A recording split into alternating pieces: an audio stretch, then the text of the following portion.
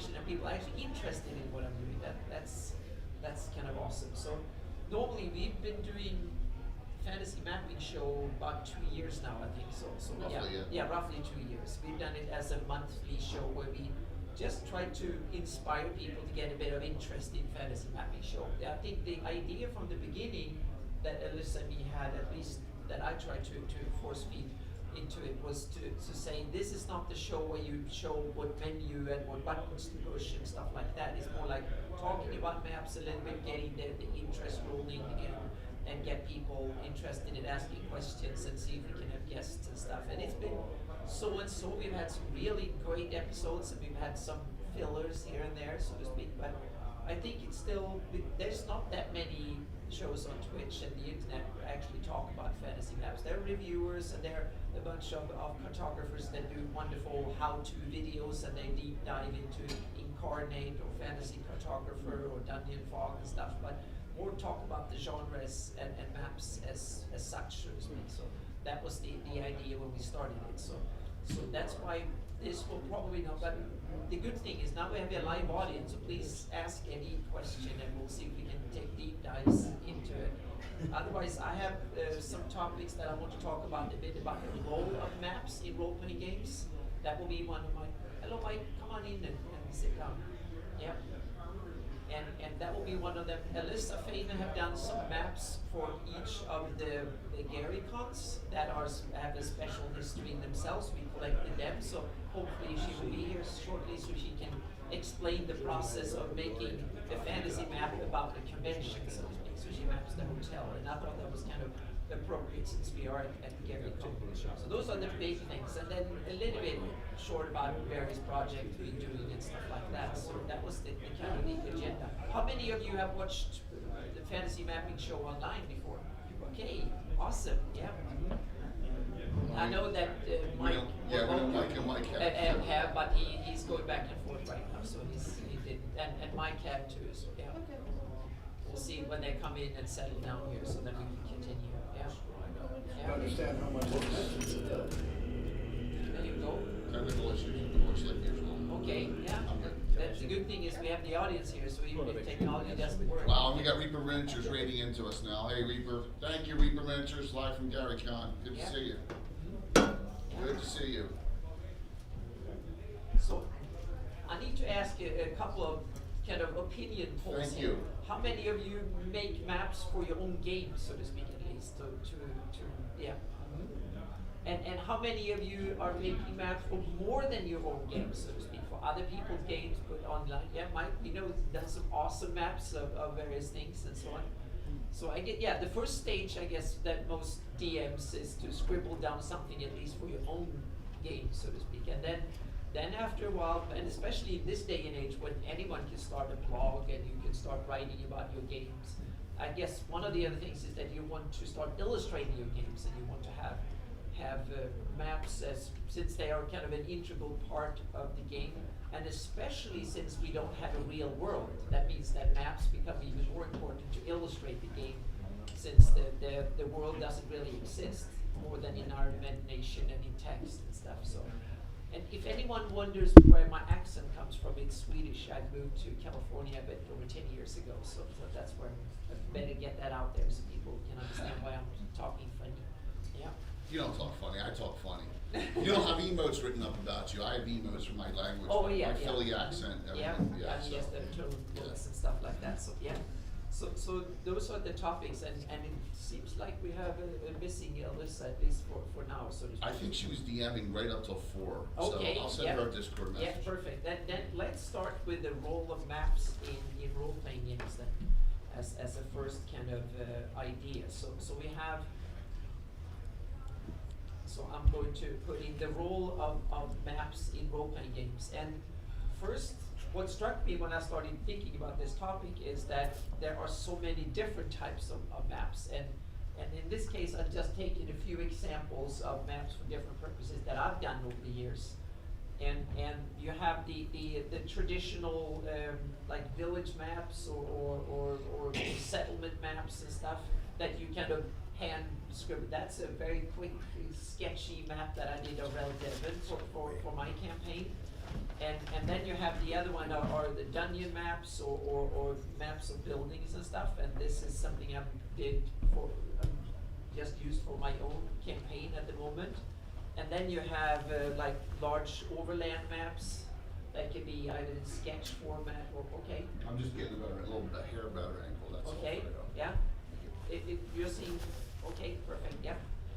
And then we have, of course, another one staple when it comes to setting maps and stuff is the political map, where you can quickly get assessment of where different countries are and stuff. So and then you have, of course, like dungeon maps of especially when it comes to Greyhawk and stuff, Underdark maps of large areas. I took this one because it's not common staple to actually be mapped, but it's kind of common. Most fantasy campaigns seems to have a large Underdark somewhere that or underground, so to speak, and it's really tricky to map. So I took it as one of the really difficult examples, and this is something I've only touched on so far, so I haven't really gone deep into it. And then you have the kind of highly detailed satellite rendition of the terrain from the top, so to speak. These are some of the different maps that I've done, and here is assembly of a dungeon. This is my latest mega dungeon I created for my Shieldlands map that hasn't been published anywhere yet, but it's coming to all my patrons and all the other Greyhawk fans. It's an area in Shieldlands that I created a map, an area there called the Dragonhide Caves. And so that is kind of just a few samples. And let's dig into first. The way I want to describe fantasy mapping is that it's the canvas for the stories we love, and as an expression, so to speak. It's the place where we can have it as a baseline, so to speak, or as a reference for text of various kinds. And I illustrated this with one of my, I would say, attempts, because it's just an attempt to recreate.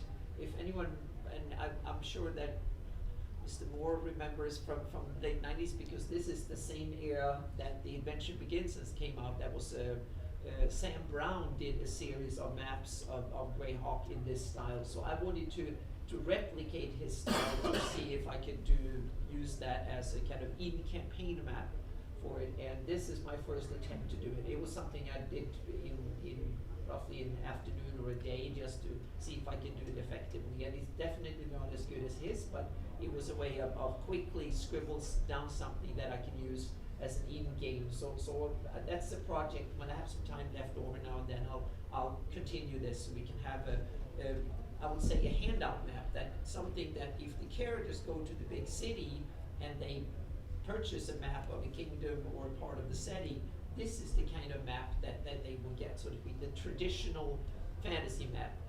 And one of the things, when we think of maps, normally we think of accurate maps. We live in the day and age of GIS maps, of maps that we use to navigate our car. When we go to a hospital, we get an overview of what the hospital looked like, so we can find the right ward immediately and stuff. But in role-playing games, maps can fill much more than the role of pure navigation. Because actually, when we just sit around the table and fantasize, you don't really need to know the location to things, because you're just sitting at the table having fantastic experiences, so to speak, imaginary ones. So the map can also have a function as a distraction. You can put things on the map in order to lure the players away from things or towards things. It can also be part of the story. Like here, I have made a map that I scribbled up things, so it's kind of like you get a map in a secret language, like a treasure map or a map from in a legendary tome saying where something is, an artifact is located or something like that. It becomes part of the story. It can be a puzzle and so on. So the map can fill that story with that part too. Maps can fill that. And for these you need usually different types of maps too, depending on what. And for these you need usually different role that the map has to play in your game. And then we have another one. Oh, sorry, I missed it. Role that, so let me go back in here and have the. And then we have another one. Oh, I didn't dig into it, so let me get to that. So sorry, I go back in here and get into the finding. And then we have another one. Oh, I didn't dig into it, so let me get to that. We have a few extras. So we have illustrate is another part that maps can do. Once maps get accurate enough, so to speak, they can even illustrate illustrations in themselves. So if you have enough good 3D data, that you can actually say, well, you're out on the new Derby boat, and this is what you see when you look towards land. So where do enough good 3D for landfalls? And then you cannot do that. So when the sea monster comes and this is what you see, this is what the coast looks like, which direction you swim when the boat has been sunk by the sea monster. So when the sea monster comes, so that's illustrations is one obvious thing, so to speak. And you can, with a map that is good enough, you can treat the illustration as dungeons. In a way, we are so used to D&D and other role-playing games to have the indoor adventures have been map-driven since the inception of the game. In a way, but outdoor adventures were not even in the game when it happened. Barely in the game. It was when the first edition with the wilderness survival guide came out and you had rules for land travel, to get lost in the bears and stuff like that. It was when the editions of the game barely even touched on survival guide came as much. And that came later, and I think one of the reasons is that dungeon maps are fairly easy to reproduce, and you can have the game to be confined to easy to manage sections. The dungeon maps are miniatures, you can put them on a game table, you can map them, but the outdoors tend to, then you want to have a game table the size of this room, so to speak, or something. You can put your miniatures and you want your mountains and you want to conquer a volcano, and if you want to have that natural style, that will be something in normal miniature style. It wouldn't take this whole hotel to depict it properly. But today we're starting to have the technology of actually mapping outdoor environments in almost ready enough that you can use them in adventures. And that means that you can start thinking about running outdoor encounters and overland chases and stuff like that more as you run dungeons, so to speak. I've started to do it in my campaigns, and it can be a lot of fun. It can be frustration too, and it requires you to rethink how you plan your adventures and how you execute them, so to speak. But doing it right can be interesting because you can take, for instance, travel. When you travel in the real world, you think of miles or kilometers or hours of sitting in your car looking at the landscape or staring down from an airplane through a window, and you get the sense of how far it is by how much land you can, countryside you can see, so to speak. But in a role-playing game, miles and hours mean very little. It's the amount of happenings, what you as a DM can explain to the players, meaning how many orc ambushes or runaway trolls that comes and looking for food or whatever it is, so to speak. How often you can get lost and how many old ancient crypts you find and so on. That's the length of a travel is all these encounters and experiences and little descriptions of things. And that often requires a really good map in order to both put them down so you can actually have them referenced. So because the players will know, even if it takes 10 years and they walk that road again, they will remember what they saw last time. And you as a DM will, oh, I forgot about that 2 weeks after I ran that adventure. So for reference and consistency, and that also depends on your playstyle. Some of us are hard world builders. We want to have consistency and persistence and logic and stuff like that. Others are soft world builders. It's the story and the action and stuff. And if we need a river, we invent one, or a forest or something. But the problem comes that the players sometimes want to really, they remember that action that my character almost drowned in that river 15 years ago. And they will remember, they will go and check if the river is there the next time you send the players and the party in that direction, so to speak. So those are kind of the roles that I have of maps that I think as when we run games and we world build and plan games, I think we should have all of these in the back of our minds. What kind of maps do we want? How do we want to record it, and how do we want to use it and plan it? But now on just babble, please. Questions, ideas. Your babbling's great, Anna. Yeah. Yeah. When you were talking about different types of player maps that you provide, when you create those in the style of the geographic style maps that you're presenting, do you ever think about map inaccuracies that Yes. the players Yep. So that there may not be some feature when Definitely. they get there. Yep, that's a really important bit to take that into consideration. That's part of the distraction and learning and the puzzle thing, so to speak. So map needs to be inaccurate. It's only the map that you see as a DM that should be absolutely accurate, and what you present to the players when they're there, so to speak. Yeah. I do a lot of highly detailed maps, but when I hand to the players, I don't give them anything. I don't let Yep. them see Mhm. anything. Yeah. And I know, like with First Fantasy, if the player's map was here in a big blank canvas Mhm. for the most part. Yeah. Do you ever address that as a way to do that a little easier? Yeah, that's the thing, because and we used to having fog of war in our dungeon maps, because you take each room, and even modern day virtual tabletops have really good fog of war for indoor encounters. You put the walls into the doors and stuff, and you move the counter, and it takes, even you can use lighting is built in and stuff. I have yet seen that I haven't seen any attempts of any VTT to do that effectively for outdoor, other than for really confined spaces, like between buildings in a village or something like that, but not outdoor scene. Yeah. Follow-up question to that. Yeah. You brought up something that triggered this. A lot of the online gaming stuff where they do the perspective, Mm-hmm. I'm looking for something that would be great if individual players saw different points of view, because one sees one thing, one sees Yeah.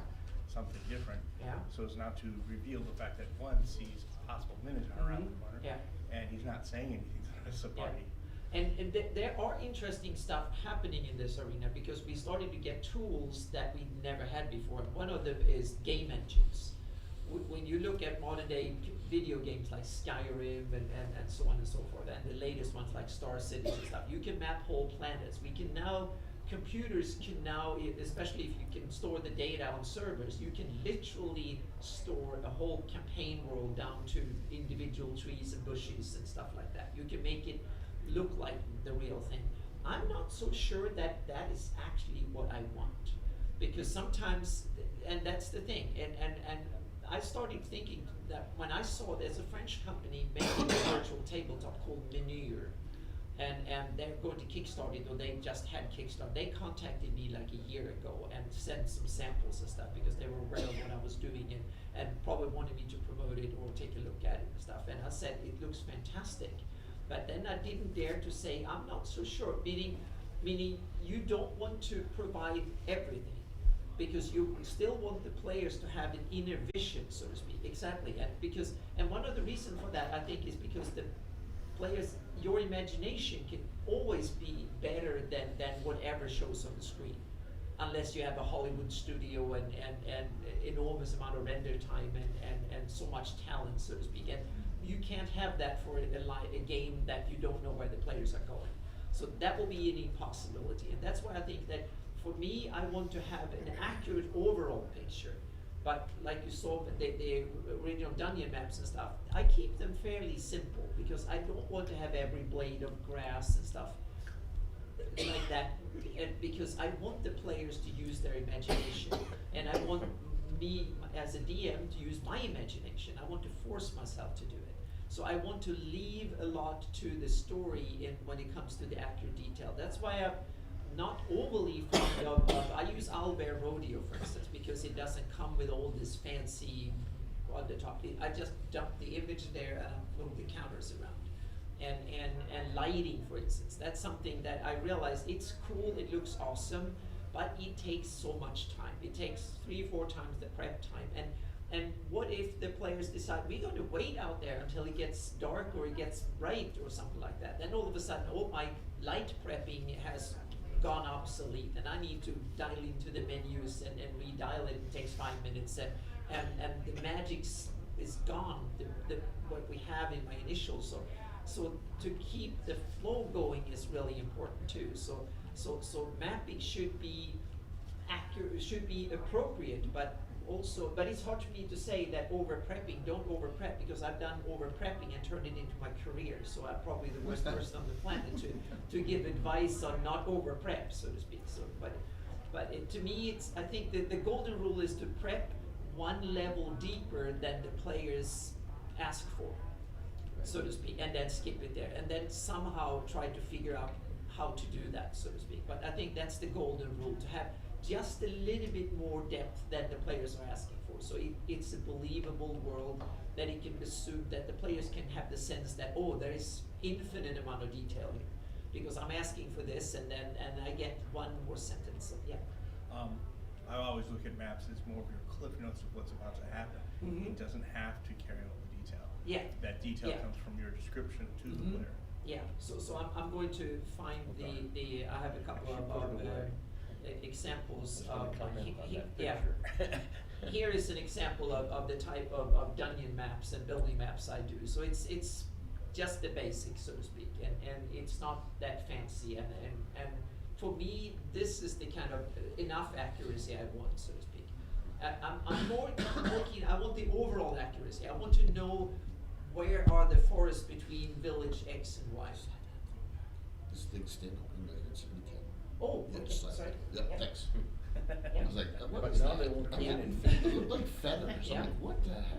Yeah, There you go. so I want the big picture I want accurate, but the small picture I want the players to fill in and use the imagination, so to speak. User Yeah. mentality. Well, two things now have come up while he was hogging the floor. Yeah. This is a friend, you understand. One, the previous picture that you had up there, which Yeah. showed a photograph of a coastline, right? Mhm. In at least one of the campaigns that I remember in my lifetime, I reasoned that in the Middle Ages, which is sort of the classic D&D environment, very few people would have had maps. Yeah. That even people with some professional need for something like that would often not have one because the cartography wasn't up to it, right? And so I had a case where my adventurers captured a ship, and they decided they were going to sail to a particular place they wanted to get to, which was, like, they're approximately in Genoa in the Mediterranean, and they would like to get to Alexandria. It's not right next door. You can't see it. Exactly. Yeah. But they definitely knew that was what they wanted to get to, right? And the fact that they captured the ship and that the pirates who manned it were all dead now, they said to themselves, well, that's okay, we can just sail this to Alexandria. Yep. I had a lot of thoughts about not even knowing which rope to pull, but the cornerstone was when they went to look for the maps, they Yeah. found out that the captain of the ship didn't have maps, he had It routers. all in here. Yeah. No, he had routers, Yeah. which are views from your ship of what the coastline looks like at Mhm. place X. Yep. And then the next one is where it looked like if you go around that point, and so on, right? Yep. So they're only of limited value if you don't know spit about navigation. And if Yeah. you do manage to figure out that that's a nice pretty picture of Mhm. Alexandria he's got on the wall in here, if we ever have to go past it, we'll recognize it. Yeah. And that's what I use when I do my overland maps. I show them this area and I say which direction you go, and then it's like the fork in the road, and you take the trail to the left, west, and the east. And my players are like, oh, we don't know, and sometimes we sit down and wait until someone comes and tells us which way it is, because they realize that they were miles, hundreds of miles in different directions they could go, and in all distance, and I just showed them more and more terrain, and I even showed them pictures. This is what it looks like when you climb up on that hill, and all they saw were other hills and little forests and stuff, and they realized they were lost, just like they would have been in the real world, and that was the first time I really felt that yes, I succeeded in getting them lost, so to speak, and then start finding and The they, other thing I yeah. wanted to throw in as a comment, you were saying how you don't want to give millions of bytes of data ahead of time. You had to compose it all before the players go there, so they can only look at one little corner of it and never do anything else, right? One answer to that when you do a dungeon mapping things, right? You really don't have to fill in absolutely every detail in the dungeon before they get there. You don't even have to fill much at all, except have some general notes to yourself about third level as many orcs or something, Yeah. right? Mhm. But it's not unreasonable for you to map out a bunch of rooms and corridors that connect to each other, but don't have any obvious connection to anything else, because the players don't get to see them. Yeah. And when they say they take a right-hand turn at this doorway, you pull out the piece that is handy for you to have them connect to, not necessarily the one you had in mind when you drew the maps.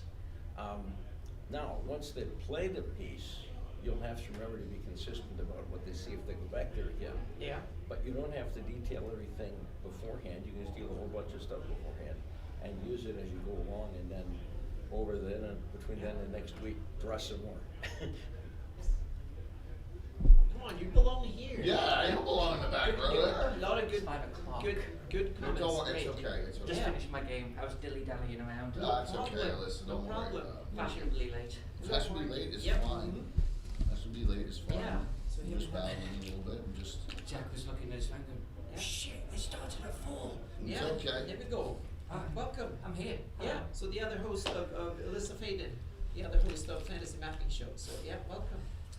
Yeah, so we've been talking about the role of maps a little bit and stuff. Okay, So cool. yeah, so I'm and, so and I also advertised the other topic, meaning you mapped this convention for several years here. and Yes, stuff, so, yeah. for the last 3 years. Yeah. There was a virtual one in there. I'm not sure if I did a map. I didn't do a map for that one. So I think for the last 4 physical maps, skip one, total of 3. Yeah. I did the maps. And my objective is I want to try and do like 10 years of Gary Con maps, if they'll let me. Kind of create this nice series by one artist, Yeah. something that we all can look back on together. I'm sure Jay or someone will bring up maybe that, the first one. Yeah. This So- is the first one, right? What happened a few years ago is, and this is pre-COVID, pre the dark times. Yeah. You know, Luke contacted me and blessed me with the opportunity of doing the Gary Con map. I think this was the first time I was a guest too, so it was a double blessing as far as I'm concerned. And I was like, sure, yeah, I would love to. Honoured, seriously honoured to be able to do it. And it was a fun one in a few different ways. Firstly, this is the year that they actually really had a theme. I don't know if you guys remember, but Luke actually wrote a scenario, and it had the blue dragon on the front of it. I forget exactly what it's called, but it was a miniature. Thank you. There was a painted dragon too that I did that was thematic. I'm going to use the same blues of the cover of the scenario in this. I'd use the same blues on the dragon that I painted. So it was a wonderful kind of opportunity to really kind of create this whole thematic sort of theme. It's meant to be frozen dwarven I was just going halls. to say, you had this frozen theme of it. Was Yes. that something you decided early on with Luke and others to this was the theme of the con, so to speak? Or? Yes, frozen dwarven halls. And now you know so the fun challenges when you're mapping something like this is, at the end of the day, it's a hotel though, right?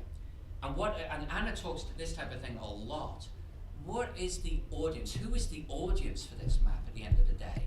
Is this for me to kind of do an adventure and flex my mapping muscles? Or is it for you to know where the hell you're at and where your game room's at? Yeah. And it's about you. And so ultimately at the end of the day, this has to be clear, it has to be legible, you have to understand where you're at in the grand scheme of things. And I need to make sure that there's nothing critical sitting on the fold of the book, right? Did you have a question? Something you want to say? Yeah, did you ever feel tempted to put in like fake information, like a secret door here? Here there be Yes. dragons. Now, as we walk through these maps together, Yeah. you're going to see that one thing I love to do when I create maps is I love to throw little Easter eggs and things on there, right? Now, this is my first time doing a Gary Con map. I want to behave. There is the EGG egg on here that we first get from. Egg of Coot? Well, it's only Gary Gygax, right? And there was a scenario. What's the one with the crash spaceship? What? Expedition by the Reach? Yes. Expedition to the Barrier Peaks. Of course it is. Hand in my geek card. It had EGG on the map upside down, and as a kid, I was like, "That's so cool! That's like a little Easter egg." So I put it on this map as well. But I started adding all sorts of extra ones on here. I don't know how many are on this specific one, but I started putting in all sorts of little details. If you've ever seen any of my maps, I like to go detail crazy, right?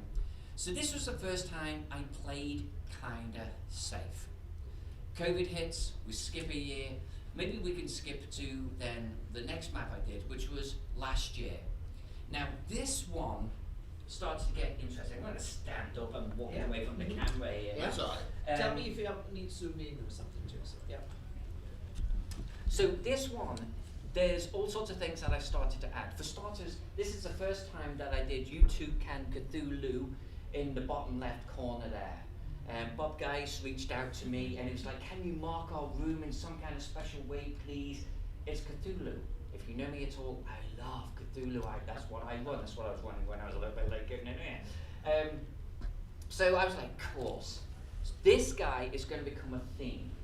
Every time I do one of these maps, there's going to be a different Cthulhu on here, okay? This year, there's another one too. And if you've ever watched, by the way, Tim the Toolman Taylor, like Tool Time, and Wilson, his neighbour, howdy neighbour, and he's wearing a hat, I'm going to start putting a different hat on this guy every year. I've decided that's going to start becoming a theme that I do. And if you could zoom out a little bit. This is where I started having a little bit of fun. Satine and Jameson were in vogue last year, shall we say? During the con, yeah. So they had got married, and I wanted to mark that that did happen here, you know, regardless of what we feel about it. So I've got them marked down by the lobby. Fun fact about this one is I actually drew them as zombies to begin with. And, you know, I did a great zombie Satine and Jameson. I really did. I love drawing cartoon style. And I had them all like, and I'd gone and looked to see what dress she likes to wear, and I found this wonderful dress, and I put it on the zombie, and I tore it up a little bit. It's fantastic. Then they wrote back to me, and we went, zombies aren't really our brand. Can you do vampires instead? And I was like, you know what, vampires, I should have known. Of course you're vampires. So I redrew it as vampires, and I think it came out pretty good. And then they got married, and we haven't heard of them since. Okay, let's zoom out. Yep. This was a horror thing, by the way, this time. This was the year that Skeeter Green wrote Horror at Geneva Lake, or something like that. It was something like Horror at Geneva Lake. And so it was actually blessed by the Chaosium team too. It was called the Cthulhu Adventure, based here, actually, in the Playboy Mansion in this location. It's a fun thing. It's still getting played to this day. You can actually buy the scenario. So this was another one where I drew it with the intent of it then being used in an adventure later on, which I think is always fun. The fun fact here is the map's already kind of done. I'd already drawn all of the walls. I actually picked up from, I think, Steve Sullivan before me. He had drawn the years before that. But this was where I actually worked with Dave Conant, who's part of the Gary Con crew, and he actually came on site and took photographs of some locations. It was like, this room looks like this, the ski lodge looks like this, so I could actually get the right shapes, the right doors, the right floors. After being here for the first time with you guys, I'm lost. I don't know where I'm going. These rooms, the corridors going up and down, they're twisting up on themselves. I wanted to try and make it as easy as possible for all of us. So he was great in trying to make that a little bit easier. And each time I do this map, I do make some minor corrections. One thing that was pointed out for me this year is this room 4211 actually isn't there. Apparently it's somewhere else further down. So in a non-Euclidean Cthulhu-like way, makes sense, but you'd never find it if you're playing in 4211. Keep that in mind. But comedy, and I thought, you know what, let's go with something Scooby-Doo-like. Let's make it sort of feel that way. And the background can't conflict with the map, but the map has got to be the main thing. You say it has to be super legible to you. The labels have to be super legible, that's the main important thing. But let's slap a Scooby-Doo type thing with a haunted house behind the scenes. With this one, there are some more Easter eggs. And I'm not quite sure where they are, but I've got some ghosts on here. Zach Glazer, who is one of the Frog God owners. I got this running theme. I did the Teagle Manor map some years ago. I Twitch streamed it, and I drew it 12 feet by 12 feet. I don't know if you guys have seen it. Huge map. One of my piece de la resistances. And from that Twitch stream, someone like basically shouted out, "Do it, dead Zach Glazer." So I did. I drew dead Zach Glazer, clutching his favorite RPG system, Pathfinder. Spoiler alert, that's not his favorite RPG system. He was very, I don't know whether we should do that, but I did it anyway. So do we have, be sure. He is on this map, and I think he is actually. Oh God. Oh, actually, designated eating area. Can we zoom in right above that? Yeah. Yeah, there he is. See him right up above the stone. Oh yeah, there he is. And if you zoom in, that is a Pathfinder book in his hand. And the red shirt is the goddammit Zach shirt that you occasionally see people wearing. Skeeter Green printed out about 20 of those and he handed out to people at conventions. So a whole bunch of people were walking around with goddammit Zach written on there. This little skeleton finds itself, this or variant, on almost every battle map I draw. So look for it. Necropolis, he's on there. There was actually a whole room in Necropolis that had no description for it. So I'm like, I'm going to do a dead Zach in the middle of this room with some candles surrounding him, and it's going to be a mystery. What is this? Mark Greenberg, who wrote the updated Necropolis, looked at this thing and went, what the hell did she draw here? All right, I guess I'll write something for it. I don't know what that description is, but it's captured. So, and you'll see that I've started designated eating area. Let's throw some actual sort of food on tables there.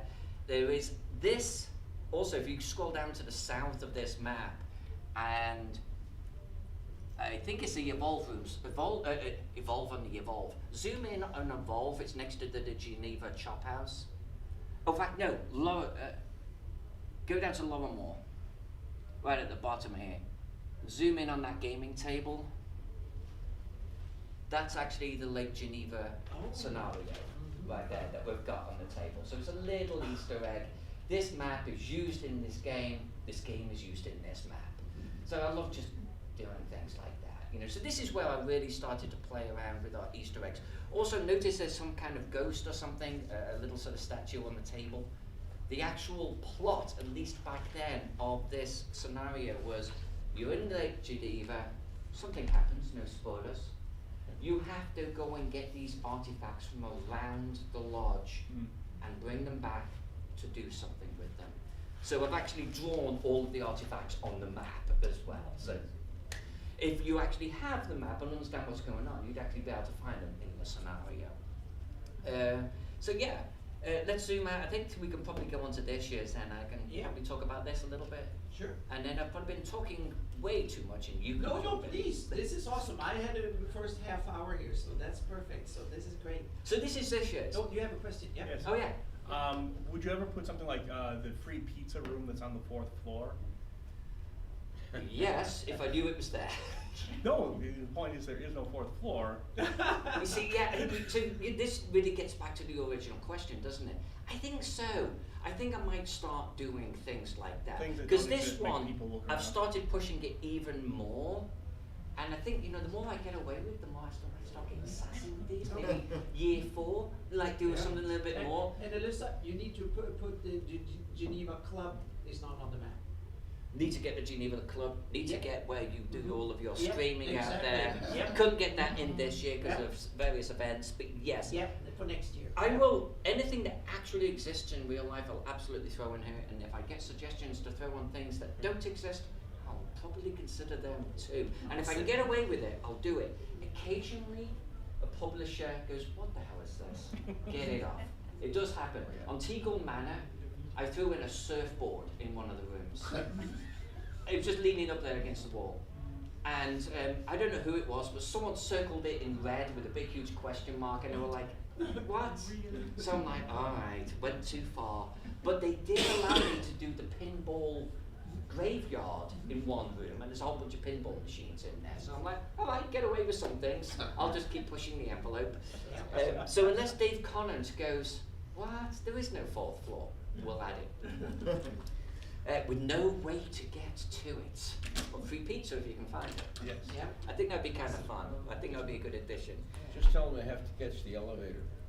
The second elevator. 1402 or whatever it was. Yeah. Yes. The mystery room that was at 1402. 4211. Yeah. Put the elevator in there. Yeah. So with this one, I wanted to do a little bit more of a detail in the background. I didn't do it though. Some things came up in real life and I had to kind of get this one wrapped pretty quick. And in a way, I'm kind of glad that I kept it fairly simple, because I think simple backgrounds, it is all about the map at the forefront. This was another one where Luke said, okay, so the theme is diesel punk. I don't know what diesel punk is. I still don't, even after drawing it. I had to Google. I actually got on Chat GPT, the AI program, and one of the first things I said was, what's diesel punk? Just give me something, give me some feedback. Did ChatGPT know about diesel punk? It came back with something completely useless. Yeah. But you know, from the feedback that I could get, from what I could figure out, it's not quite steampunk. It feels more oil-like or something. I don't know, but Well, it's like steampunk, but it gets better mileage. Ah, there you go. Yep. I'll roll with that. Awesome. Just look up Graf Spee on Yeah. the internet sometime, figure out how that connects. Okay. Yeah. So this one, simple background. I was going to draw this entire sort of city in a very high resolution, a little bit like the foreground, but it was getting way too busy. It was beginning to sort of conflict with the map itself, so I just simplified it. We can see that we do have U2 Cthulhu. He's changed a little bit now. We're going to change him each year, I think, a little bit to something a little bit different, but always keep him cute. See, doesn't this guy need a hat? He's just yeah. calling out for a hat. Yeah. So next year we're going to throw a hat So, on so him. can you show us Sack? What? Sack. Where Sack is. on Oh, this map. we're going to have to zoom out, and I'm going to have to remember where Zach Okay, is, if I yeah. can remember. Yeah. Now, I will say, zoom in on the dealer hall for me there for a moment. Okay. So, one of the things that was a little bit of a pain point for the vendor hall last year is they were moved to the forum. Prior to that, the Adventurers League had been located in the forum. Personally, I thought that was good, because if you want Adventurers League, it's here, it's always here for the entire weekend, right? Sit down, play for session upon session. I was in there, I was in the forum playing Adventurers League a few years back. But they moved things around and they put the vendors over there. Last year it hurt vendors, because people didn't really know how to get to the forum. You can't just walk in there now in between games, it's a little harder. So what I wanted to do this year is try to really promote the vendors a little bit on this map, and I did it in a few different ways. One is, this is as detailed as I've drawn the vendor hall before now, and there's some Easter eggs on here. Dead Zach is one of them. Yeah. So if we zoom in on the southern half of the merchant hall, Oh, there's Dead yeah. Zach Yeah. With the T-shirt. with the goddammit Zach t-shirt. Standing over him, on top of the Paizo book, is Dead Jen, his wife. She's also on all these maps that I draw. She's there somewhere. There's a couple of other things. There's a big fat bloated frog god games. And this, by the way, is their booth position in the vendor hall, if you guys want to check it out at some point. And there's also, if you know Teagle Manor at all, Teagle Manor has a haunted gazebo on the grounds. And that gazebo is famous in the RPG circles. You've all, I mean, I think, what was it, the little goblin card game or something, has a gazebo card in it. This haunted gazebo, you will find everywhere. It's in Munchkin. Thank you. Yeah. It is. This, I don't know the names, and I apologize, I was never there. Before me, there was a game, there was an RPG game that was taking place between big names, okay? Our luminaries of the industry. And the GM at the time was describing the fact, and you see, in the distance, a gazebo. And one of the players, one of our luminaries, didn't know what a gazebo was. So he was like, I shoot it with a flaming arrow. And from that point onwards, the gazebo has become this kind of thing. So there is a haunted gazebo in Teagle Manor. So I put the gazebo at the Frog God booth.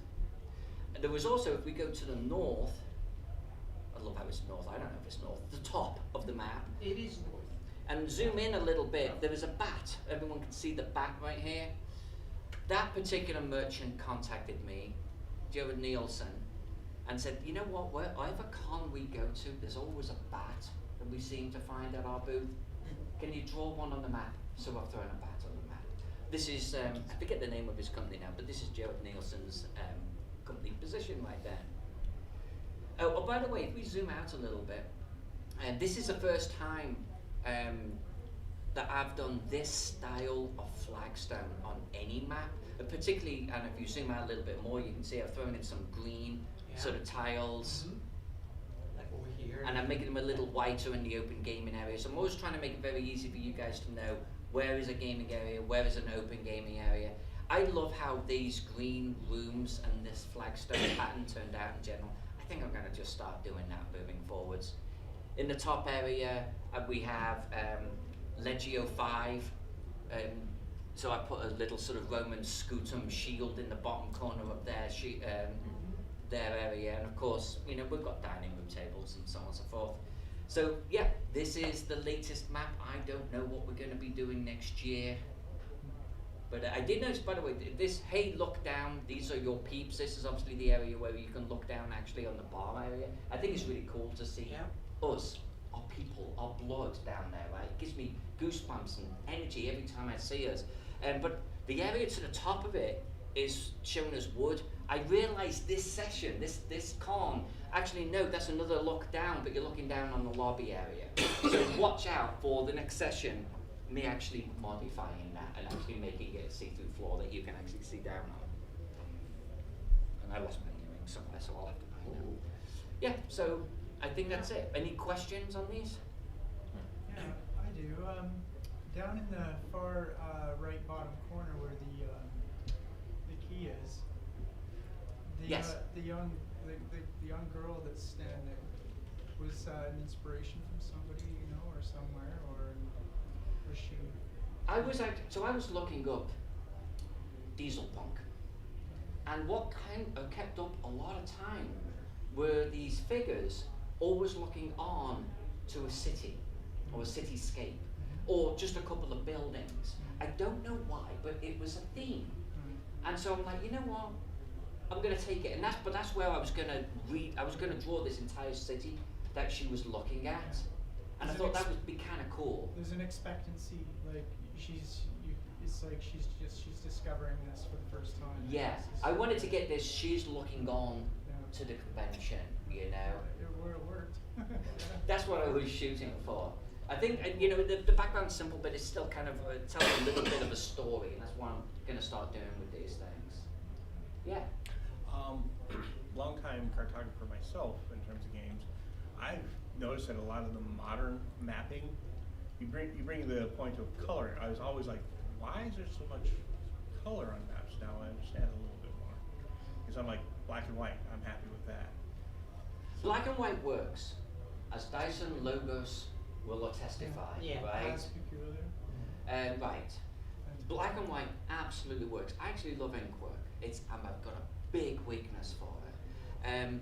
One of the things though with this is Luke has written a scenario for this convention, and I forget who drew the map for it, but it's a very colourful map. And like it's a little bit kaleidoscopy, if I'm going to be honest with you. It's got purples and greens and yellows going on with lights all over the corridors, and I didn't really like that. But I wanted to tie into it somehow. So I was like, I'm going to take some of the colour that this has got, and I'm going to put it in my map. But for my map, for us, I need to denote gaming areas, open gaming areas, where we don't give a crap because we're walking down the corridor areas. So I needed to capture those. So I kind of picked up on some of their colours and I threw it in there. But that's why I've got colours. It's almost like a colour coding thing I've got going on. So question, how much time do you spend on a project like this? That's a really good question. The first one was the longest. And the first one was the longest because I didn't have any of the walls or anything drawn. I was on the hotel website. I was looking up and the hotel website, by the way, is not very good. I was looking up floor plans from the city, Steve Sullivan's map. Steve Sullivan's map, though, had some inaccuracies in there, if I'm going to be fair. So I had to identify where those inaccuracies were and try to correct them. I've got some inaccuracies. I'm still correcting them now. It's kind of an ongoing thing. So that first one, and that's the first one where Dave actually came on site and took photographs of the ski lodge, because it looks like this. I was like, okay, got it. There's pillars all around the barn, so on and so forth. So that what took the longest. Nowadays, I can kind of, just don't tell anyone, but kind of pick up all of the black and white stuff because it's on layers, throw the background away, throw all of the colours away, verify that they're still doing something in the lodge, verify that they're still doing something down in whatever it is in the bottom left corner. I always modify the walls a little bit so every map is unique. And then I'm really just colouring and adding new details and adding new sort of Easter eggs and things like that. Yes, Audience. so the handsome gentleman in the back. Oh, thank you. Twitch audience question. A nerdy guy to D&D, what programs you use to make that map? Okay, I use Photoshop.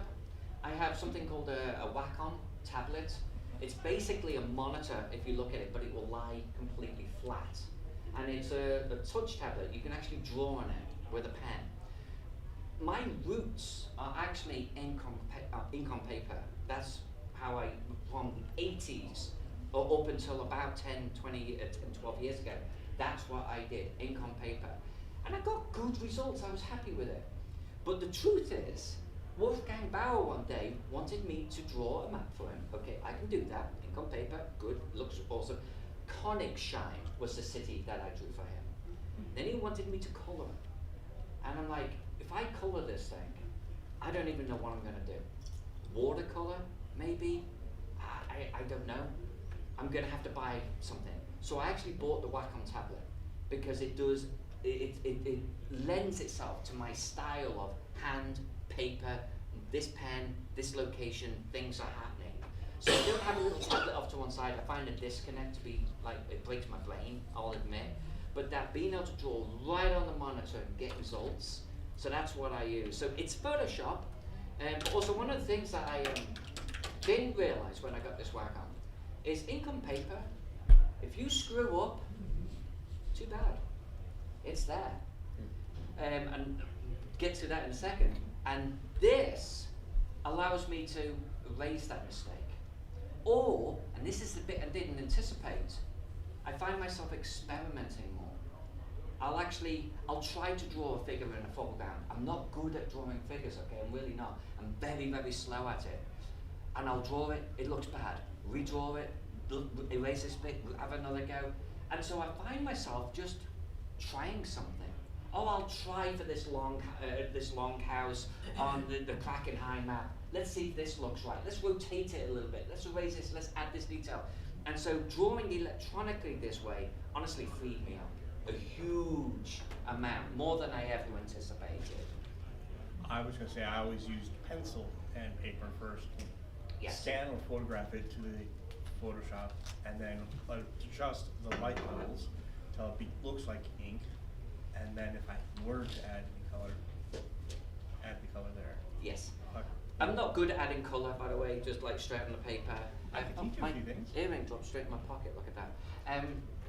But yes, I always say pencil. And when I actually, I record my videos when I'm drawing cities and the likes, and I always do like this trace layer where I'm just like planning things out. And I always say, if you're doing this ink on paper, this is just pencil.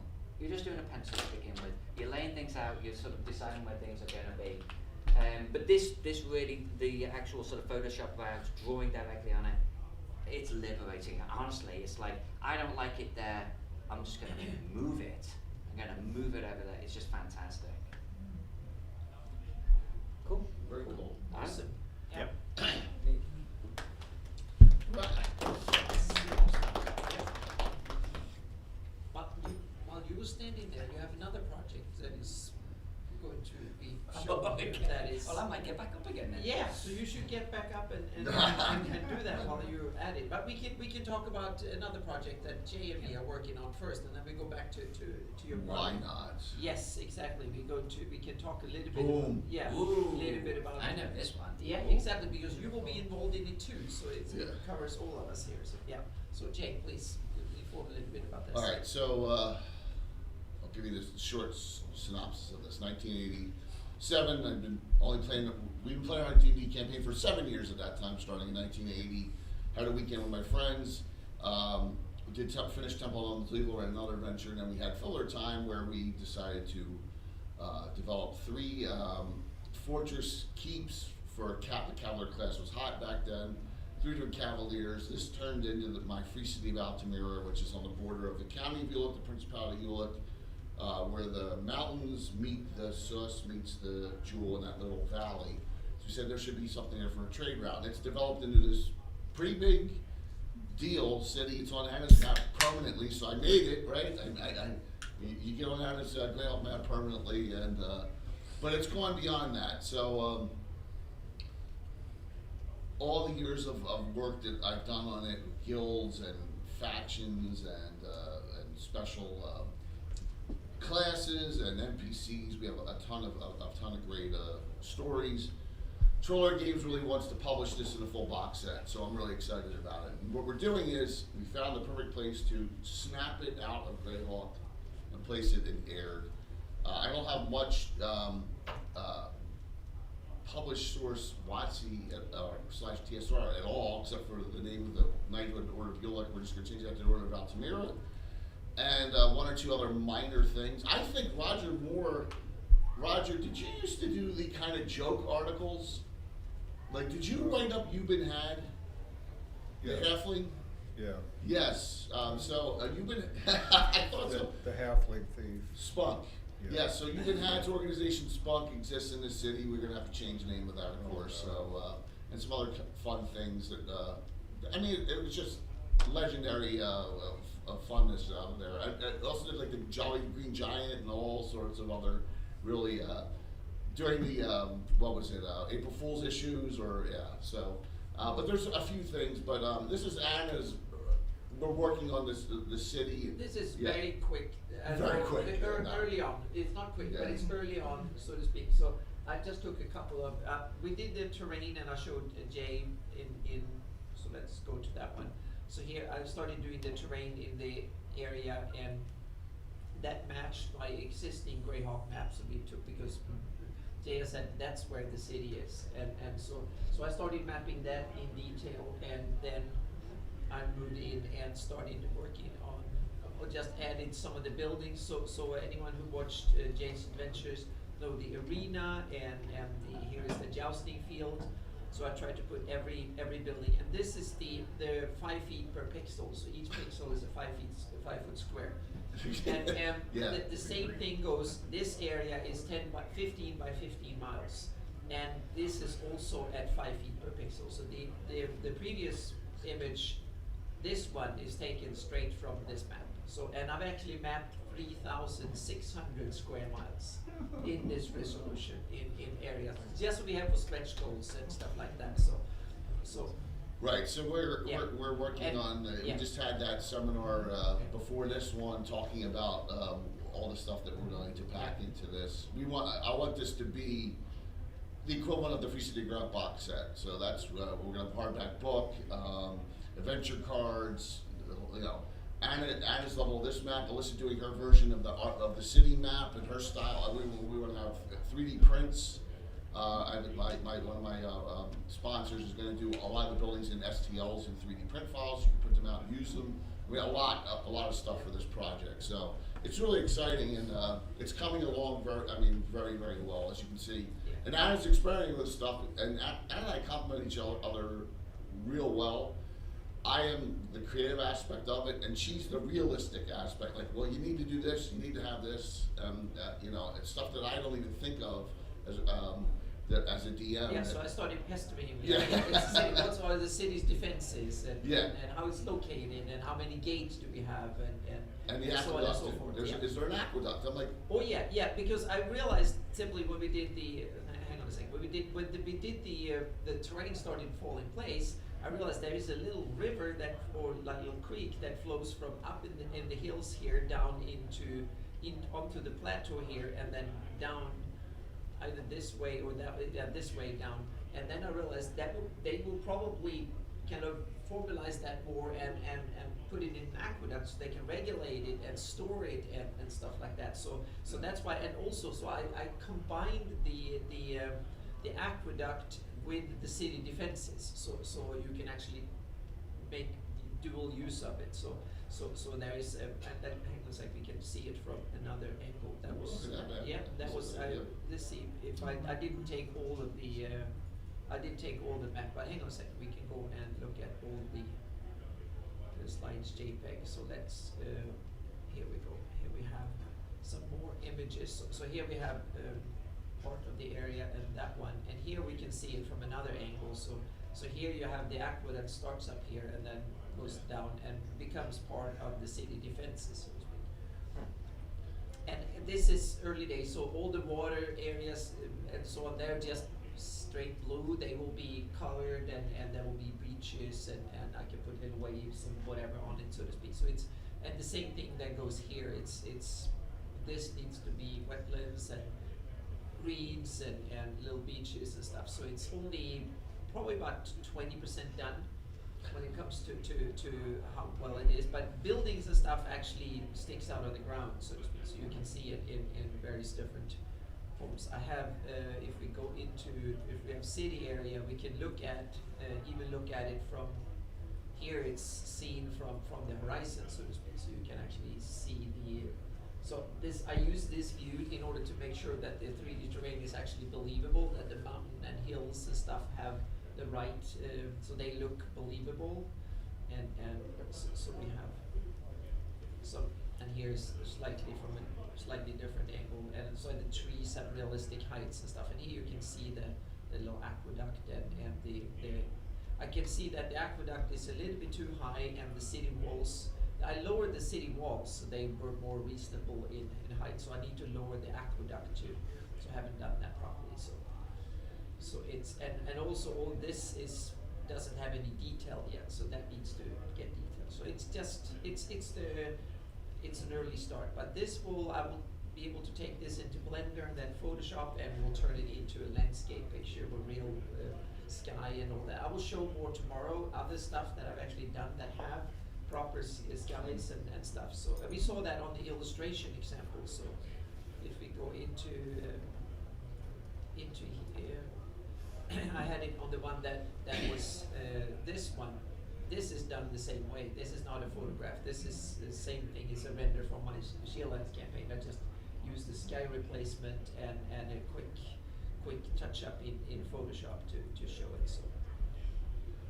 So that's that was a quick little rundown on Altamira. So, And the great thing is that we found a spot perfect in Aird that works, so that the translations from Greyhawk to Aird will be perfect. The only exception will be Fontenoy, which is their Elven kingdom, is the south. Sling's to the north, so we're just flipping that around. The Twilight Forest is almost like the Sus. It fits perfectly, so we got a really nice location for it, and so they're really excited about it. Yeah, and Jay has probably another 500-600 buildings or something to put in here. So I just placed a couple of them, and this was taken from right. Anyone who's seen Jay's show and seen the picture of it is from his game table.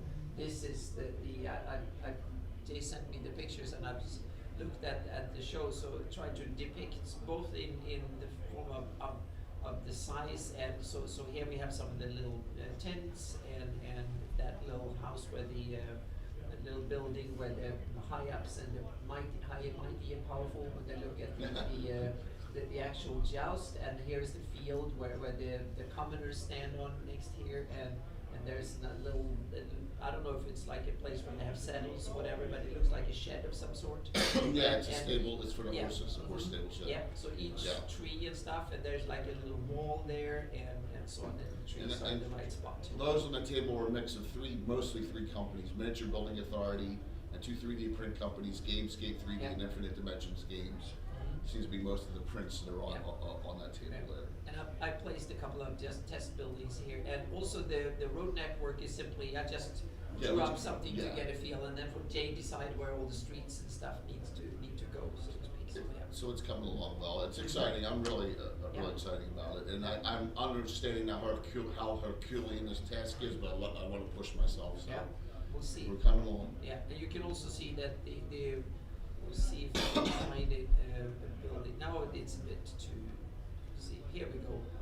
Here you can see that some of the roads actually cut through the hills a little bit here, and they go up the hill. So there's like one of these defensive areas is down here, and then there's the long road to go up here just to slowly meander up. And then the guardsmen, they have a little shortcut when they can go down here and to this little area. So I try to put a lot of logic in this, and then it's up to Jay to decide if I'm screwed it up or not. So far, so good. And I mean, fantastic. Yeah. It's just been fantastic. And the same thing here. We put in a little bit of layout for like some meadows and fields and stuff. Yeah. And we need to figure out where, if they grow anything here, what's parkland, what's whatever, kumquats grows and all that sort of thing. So yeah. Mhm.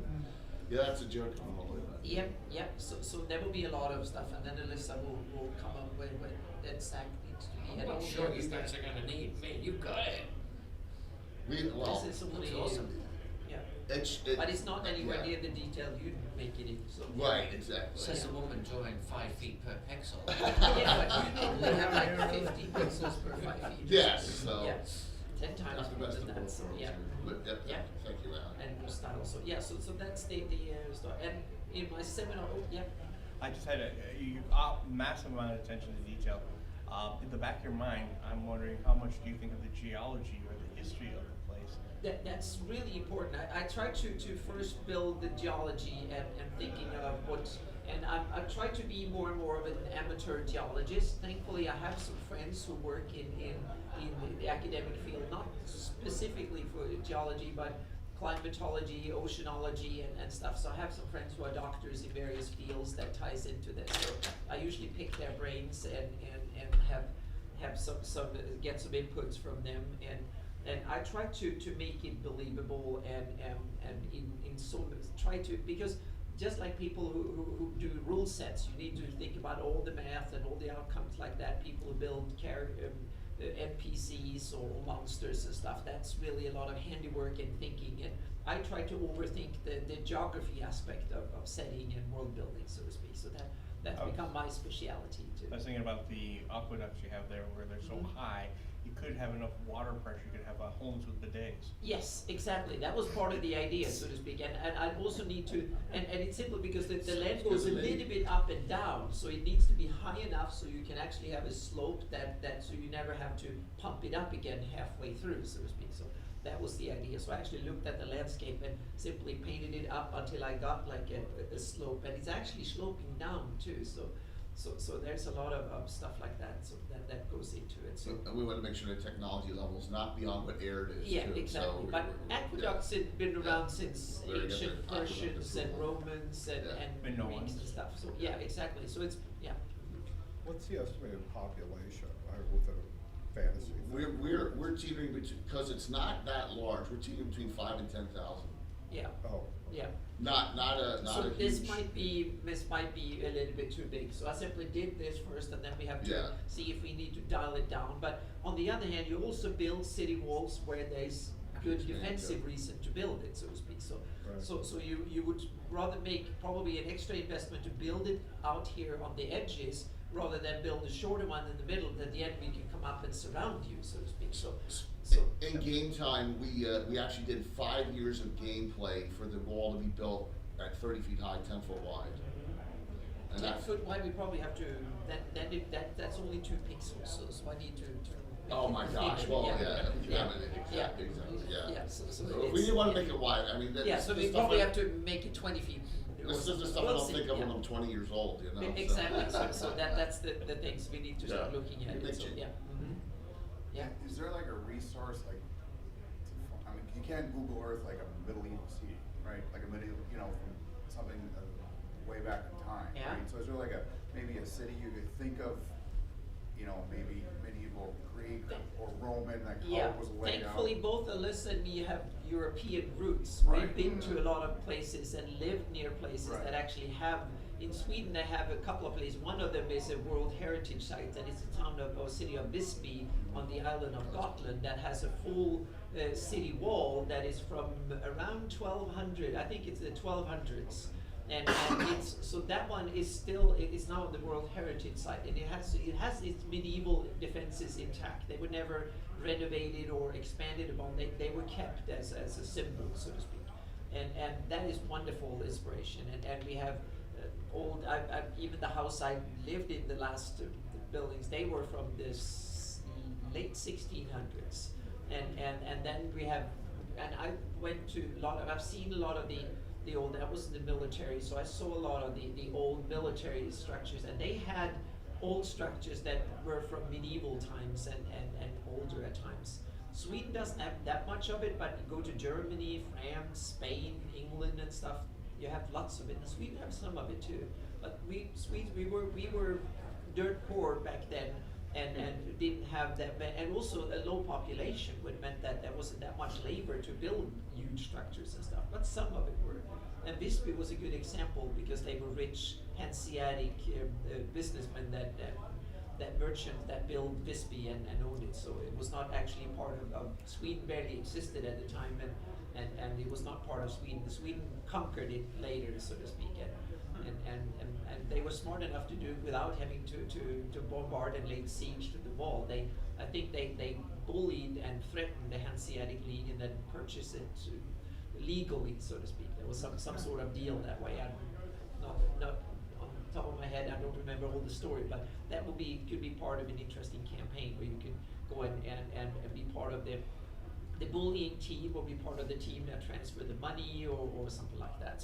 So to read old histories like that can be a great thing for making role-playing game campaigns. There's a surprising amount of European cities and locations, and out into Greece and the area too. Where some of the streets have been rebuilt, buildings certainly modernised, I hope. But look at Dubrovnik. It's a supreme example of a very intricate wall structure that just hasn't changed. Exactly. There should be a logic. Which we have all been how looking it's at a lot. Exactly. set, Yeah. right? Mhm. Like why, Yeah. there's gotta be a reason for it to be there in, Yeah. in ecology, Yeah. economy. I mean, everything from waste removal to fresh water to Yeah. irrigating crops and all Yeah. that. And there's like, those kind of resources Yeah. for that level of technology in our gaming system. Yeah, and one example is the product called the Castle Heart that came out from Greyhawk. That is a star fort that looks, when you look at it, it looks like a fort that was made in the age of cannons, Oh. but they put crenellations on it, so it looks like anyone who knows castle design would see that it's a kind of mismatch of old medieval. It's like it's Renaissance or later when the era of cannons, but with crenellations on it. So it looks very weird in that sense. Anachronism. Exactly, anachronism. Thank you. That's the word. Luxembourg Yeah. Fortress is a wonderful example of Yeah. that. Mhm. I actually drew Luxembourg Fortress as it was, I don't know, I want to say a few hundred years ago. Yeah. And it's funny only because you speaking, I actually had someone in the public say it wouldn't look like that, they just wouldn't build them that way. Those walls are completely preposterous. I'm like, this is literally Luxembourg Fortress, this is what they actually did. Yeah. And it was because we had certain considerations for Yeah. where the water flows, where the rivers were, where the heights were. These were the appropriate places for the walls. Yeah. But then you can also go in and rethink things. Okay, that was in the real world when they built medieval castles and fortresses and stuff, and then later in the Renaissance when gunpowder started to have an effect. But what in the world where you have dragons and stuff that can come and tear things down, or big powerful demons and magical siege weapon and stuff like that? That I started thinking my campaign, what if you have to, meaning the castle designers of the 10th, 11th, and maybe even 12th century didn't have to think much about aerial attacks more than from clumsy siege weapons and stuff that you can have as much on the inside of the walls as outside, and it took weeks to get them there, so you knew if the enemy were making them or transporting them a month before they got there. But what if you have dragons? What if a 25,000 pound gold dragon or red dragon can come in and simply melt your castle or turn it over, or a type demon that is a challenge rating 18 and is 100 feet tall? So yeah. Well, that's a question that brings Harrenhal to mind. Mhm. If you're Yeah. familiar with Game of Thrones, right? They Yeah, have the mhm, world's largest, exactly. most impregnable castle, and then the Yep. Targaryens are running Mhm. the dragon, and Yep. game's over. Mhm. Yeah. So for my Shieldlands campaign, I realized that this castle they had Dragotha, and then we had a Living Greyhawk, we had other dragons introduced. I was thinking, what if I want to have a keep that is dragon proof? So I started toying with the idea of introducing dragon chains. You simply put like long spear-like contraptions, and you put chains with big barbs and stuff on them, and you put them out far enough that the breath weapon becomes reduced in effect, and that way you get the dragon to at least not come close enough to torch and to simply burn up all the people that's standing on the walls and stuff. So, yeah. Well, I've been doing this stuff since it started. Yeah.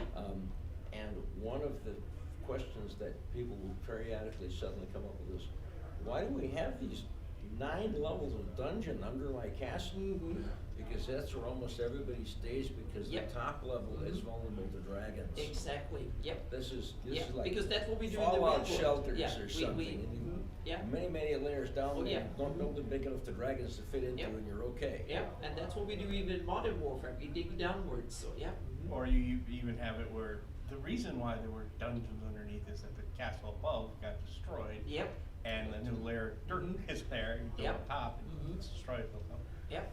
So I think as we world build for our campaigns and stuff, we need to start thinking about stuff like this, and we can either ignore it, and we want our fairy tale castles, and that might also be a symbol of this lord is so damn sure of himself or herself that, or itself, depending on what type of master of the castle it is, that simply to be able to have the castle and defend it, to prove that I'm so strong and I'm so powerful that no dragon would even come and attack it. So it might be a symbol in itself, because some castles were actually built not as military fortification, but as symbols of power, and were built just to look imposing, and also to show people that I have so much power and money and resources that we can build that symbol up on a hill just to show you and our presence, so to speak. So some castles were actually built for that reason, rather than to actually be a real, genuine military base. They were political statements of power and influence and stuff, and that could for sure happen in the fantasy world. So to have a fairy tale castle painted in wonderful colors with golden gleaming spires could be a signal to send that I can defend this. I'm so strong and powerful that I can get away with. So you can come up with different reasons for things like that to exist in your game world too. Shall we show Alyssa's Grail Yes, productions? exactly. Yeah, we need to do that, and you have another cool project, so it's time for that before so we have time for all the cool stuff. So, I don't care. I'm not gonna be out in it. that's good.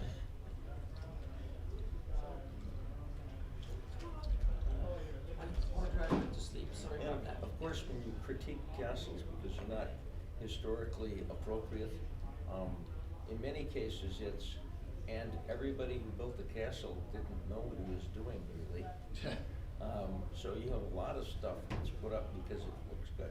Yeah, and over time, add Houses on, that are add, being add, built add. today that are built because they look good. Or they start disassembling it, thinking, oh, I don't need to care about it anymore, and start just putting in windows. Well, that too. Well, that's yeah. both of them. Any place that's been around since the 11th century and is still being used is going to have some changes. So this, let's go in Just here. kind of the opening scene in Minecraft, where the aliens are coming in. My question is, they don't have space bombardment. Yeah, should we, yeah. Here we go. Here's another one of Alyssa's city projects for you mentioned the open ones. That's not the finished one now. Oh, wow. Maybe it's not. No, oh, maybe it is. Yeah, okay. I Still guess. beautiful. No, it's not. I think you. No, that's not the Okay. finished version. Hang on a second. We can go a month later. Yeah. Let's see if it's the finished one. We get I just a took ton all of the maps stuff every I had. month for every month show, and just Yep. there we Here we go. have That's it. final. That's it. There we go. Thank you. Yeah. Yeah, there we go. This looks much better. Do you want to tell us about Krakenheim as it sort of sits in the world of Greyhawk to give Yes, some context? That's a good idea. Yeah. Well, we have some of the most premier Greyhawk experts in the world here, but That's why you're doing it, not me. Okay, yeah. So, but I don't have the internet. So let's skip we can. Yeah. So Krakenheim is up in the Thelonian Peninsula, way up in the north. It's the what is it? The snow barbarians? No, the frost barbarians capital. And so it sits there on a river upstream, probably about 30-40 miles from the ocean, and it's a big river, and I just love the name too. So it's kind of a Nordic, Alaskan, Scandinavian type of climate, and mountainous around it, and it sits probably on that little floodplain next to the river up in a climate like that. That's roughly it. Yeah. So And what's its population? what is it like? It's not 5? huge. No, it's a few thousand. Maybe it's something like. I think it's about 5. Yeah, something like that. 4, 5, 6,000, something in that range. So it's not Around massive. You know, I previously drawn Wantham before this, and there's a pattern forming here because you guys are the aficionados of Greyhawk. You know more about Greyhawk than I do, and I'm not going to lie about it. There's a great deal of pressure if I'm drawing a city such as, well, Greyhawk, for example. And there's a lot of canon and prior material that I have to make sure I capture accurately. I did it close once for Jeff D in a Catalan project, and just drawing a building that exactly matched a module that had been printed 40 years prior was a lot of pressure. It was a lot of pressure.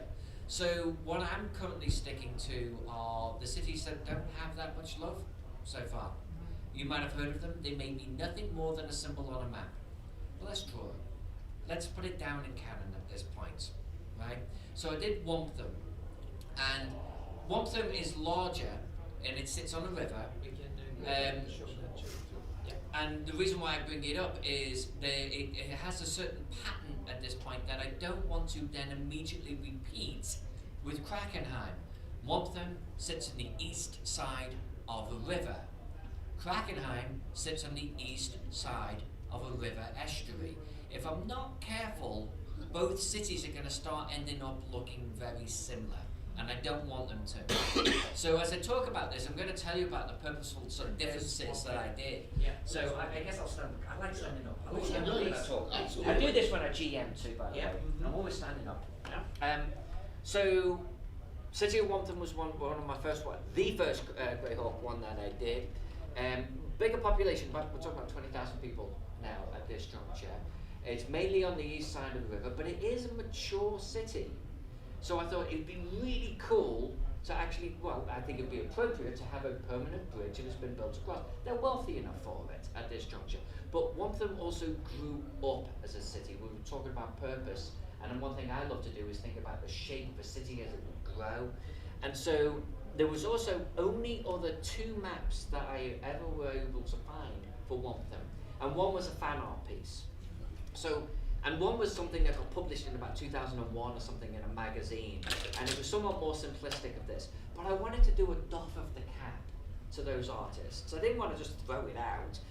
So I've captured a little bit of what they did and brought it forward and almost modernized their interpretations of Wantham. So what we've got in the heart is we do have the centre fortress, the keep, where everything grew up.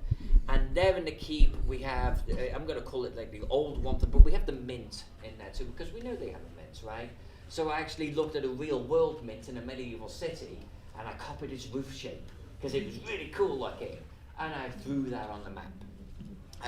But you'll actually see that I have this inner wall area that I like to call Old Wantham, and this actually closely matches one of the prior artistic pieces from 2001. And especially this circle area here. He had a sort of circle with some buildings around it. Mine looks a little bit different, but if you look at his and you look at mine, I can say, I picked up your circle, dude. Thanks very much. That's my little doff of the cap to you. And I like to think of this as how Wantham started to grow. It's how it started to evolve. So the older buildings are in here, and they probably had some docks at that time, but they didn't have a permanent bridge. But I start to think, me personally, I don't know about you guys, but when I look at a city map, I start to put myself down on the ground. What am I seeing? What would it be like to walk down the road here, you know? And I love this whole concept of I'm going to call it this north-south sort of road going alongside the river. It actually comes across, through the southern gate there. And you'll know I'm kind of offsetting things a little bit, makes it a little bit more visually interesting. And I love the thought of coming in through that southern gate and following this winding road roughly alongside the river, not directly on the river. There's docks, it's busy over there, but close to the river, and having this old Wampton wall starting to come up on my right hand side. I think visually that would look kind of cool. So I was trying to create a city that had this nice vibrance to it. It started to tell a story. But then from the east to the west, if we've got this old road that goes through Old Wampton, certainly as they extend the wall, they're going to obviously have a gate there. And I wanted to make that gate a little bit formidable, which is why it's got 4 towers on it. I think at this juncture, they would have some kind of permanent bridge, especially if we've got an island in the middle. And I love the idea of having an island in the middle. It almost, this is a lot smaller, but it almost has that Paris type feel to it. And if you've got an island, you're going to use that for the bridge. It just makes total sense. And then maybe they'd even throw some things on the island, like some defensive fortifications. And on the west side, and I think, Anna, this is kind of where there might be some hostilities, etc. Yeah. They would expand out onto the west. It would be after the main city had been sort of populated, after the bridge made it sort of possible to do so. But it's a lot smaller. But at least they've got the footprint over there. It's like, no, this here is one of them. Back up. Yeah. I had a question. So I was thinking about the creative collaborative process between what you're explaining here and the designer of the city who's writing the city. Say you've done everything you've done here, and you have all these considerations that you've built into it, and the designer says to you, I want to throw a coliseum in the city. How is that a massive wrench in the works for you? Does it ruin? It can be, and that's a brilliant question. It can be if I left it to this stage. Yep. And I don't. That happened once with a collaboration with someone, and I'd done the whole city, I coloured the whole city, I labelled the whole city, and they were like, oh, I forgot, there should be a marketplace right here. Yeah. Well, that's the end of the project, dude. I did it, Yeah. but it was a pain in the butt. So I learned from that, and what I do is I pencil it out first. And I'm going to ask you, what's important, what needs to be in this city? Set pieces. Yeah, the set pieces. And Anna talked about the collaboration with Jay a little bit earlier on, and how they're working on Altamira together, right? And this would be exactly the same conversation I would have with you or anyone else. So tell me where it's at. Tell me about the geography of this. Is it on a cliff edge? Is it on around, cliff top, a plateau? Is it on a river? Is it on a lake? Is it on the east or is it on the west side? What's the population level? Do they have? Is it walled? Let's start there. How old is it? How far back does it go? Anna was actually helping me with this throughout on those questions. Yeah, and also we have to realize that that's something that comes up when you're working on the especially when you work on a commission for a game publisher, is that writers have this like, oh, that doesn't fit. They can add a story. All of a sudden there's a forest there, or there's a river there, or something like that, and then at least and that have often because for a writer it's just a little bit of editing of the text, and then all of a sudden, that makes the story and it flows better, and I get that little detail that I want for my story. But that can throw in a wrench significantly, because a river, for example, needs to come from somewhere, and it usually goes somewhere, and that can affect half a continent down the road if it's a big one. So it's very important, I think, from a cartography perspective, that you start informing of the workflow. When in the project pipeline do I need, so for instance, my work, meaning now we need to look at the major terrain features. Where do we have mountains and hills and rivers and coastlines? And once they're in place, I tell them, now is the time to move them. After this stage, no more rivers are where they are, mountains are where they are, big lakes are where they are, and coastlines are where they are. You can't touch them after that process. and meaning, so all these details you can, if you reference them, that will be where they end up in the map, and so on. And then you start going to the next phase when you start having like, Tell me okay, about the districts. yeah, So yeah. where's the rich district? Yeah. Where's the trade district? Yeah. What trade is there? You Yeah. know? Here I know they have a lot of smelting and the likes, by the way, and sort of workshops. I threw that up north. I figured that, you know, that would be an appropriate area for it, especially, you know, this is a big timber area too, Yeah. right? And I love the whole idea of when they were floating logs down the, you know, the rivers in the old west, so to speak. And so I actually added that concept to the north, and I figured, you know, maybe they float them down and have sort of, well, I actually built a whole build of water mills there too. But you can see, I was like, you know what, that side of the city, that's going to be my main work area. That's where all of the fog and the pollution's at. That's where they've got the lumber mills and the likes going on.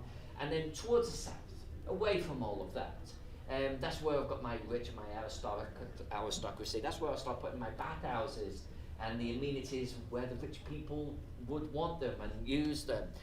But it's an iterative process. Like with this one, I would draw a little bit and I'll show someone.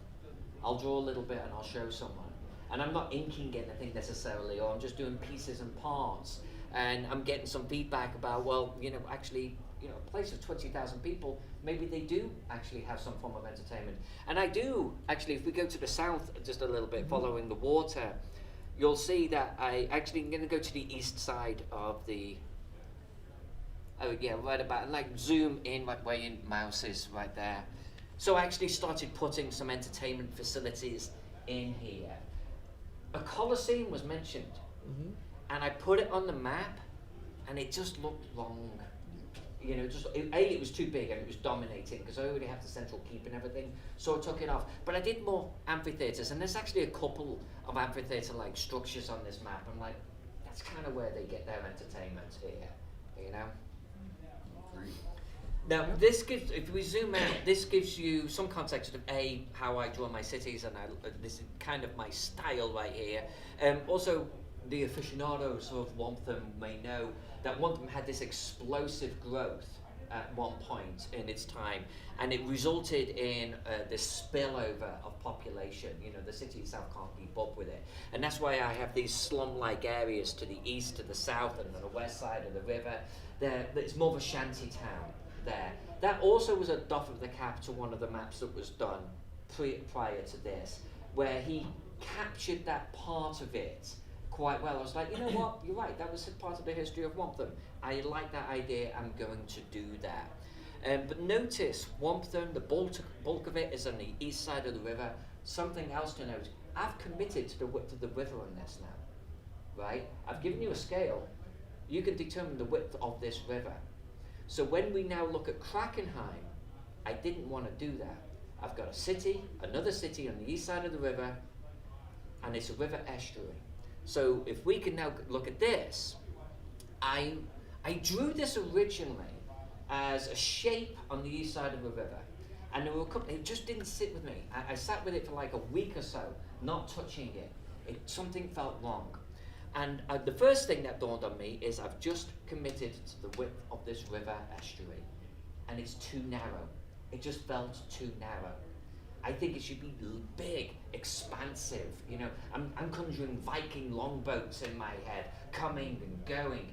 And I didn't want to put on paper, and it's 200 feet wide. No, I don't want to do that. So by not showing the west bank, I've left that open.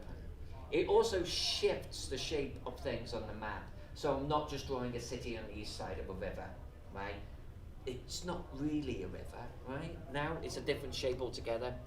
Did some research on Viking settlements. Anna was great in this regard. There's actually, and you may know the name of it, I don't. Oh, Helsingborg is a town in southern Sweden. They actually built partial Viking-style fortifications out as part of the city park structure in order to show the ancient. So they had actually excavated it from the, I think it was from the 8th century or something, and then so they recreated it, and a part of it that is like 200 yards long or something like that, and to show everybody who lived there what the defenses used to look like back in the day, and it's really cool. So I sent pictures to Alyssa and links to that. Yeah. 15 Okay. minutes left in this. Okay. Okay, yep. Then if we want to share the cosmology, I'm going to skip through this pretty quickly. Yeah. Please. Pulled up some interpretations and actual archaeology of Viking settlements, and there was this Viking settlement that was discovered that's perfectly round. It's more of a fortress, but it's perfectly round, so it tends to come up a lot. I didn't want to do that. It doesn't look good on the page, especially for like 5,000 people. So one artist did this almost isometric bird's eye view where this wall comes out into the water and there's some gaps in the wall where they can sail through, and I'm like, that's kind of unique. I like that. One of them doesn't have this. I think I'm gonna steal that, make it my own. I love the idea. It kind of gives this sort of fortress-like feeling to it. It's not an open waterfront. I've never done a city where the waterfront is walled off like this.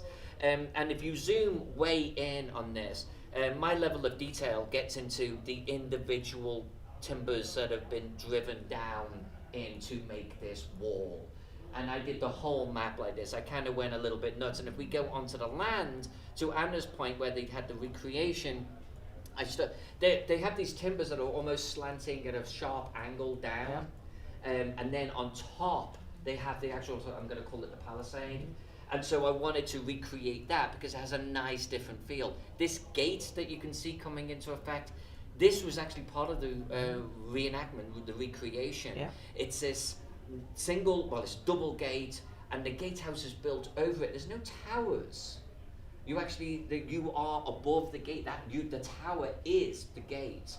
And so I'm like, you know what? I'm going to recreate that too. It gives a different feel than the prior map. And you'll see the buildings.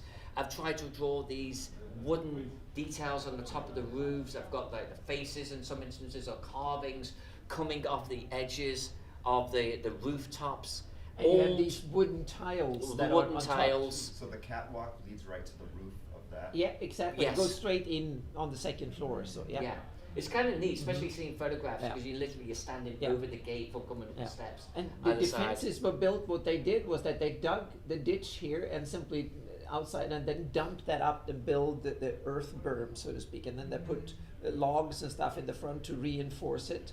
And then they built on the top. They put some stones and stuff, and then they put down logs and built a palisade on the top. So it's an earth berm with a palisade on top of it. And another thing that I love this, these are like dry ditches. Yeah. It's not a moat. So it's another way of breaking away from the prior map and what we see a lot, and giving Krakenheim a lot of its own personality. Yeah. Okay, you have one more cool project to show here. Yeah, let's do the cosmology Yeah. role playing. So as Anna was bringing this up, back in I want to say 2011, 2012, Gygax magazine #1 released, and they asked me to draw a map to accompany an article by James Carpio. James Carpio was writing about the cosmology of role playing, and what he was doing was the Big Bang, with TSR and Dungeons and Dragons being in the heart of it. It's a cool concept, and he kind of described it as these iterations of this explosion forming nebula all around it, where you've got maybe OSR and you've got this and you've got this type of system and this type of system. And draw a map for that, please, Alyssa.